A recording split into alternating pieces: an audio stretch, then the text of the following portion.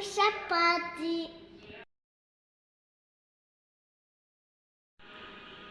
وللروسات نستحقوا 500 جرام فرينة، مغرفة كبيرة خميرة خبز، مغرفة كبيرة سكر، 2 مغارف كبار زيت، ومغرفة صغيرة ملح، ونعجنها بالماء الدافي.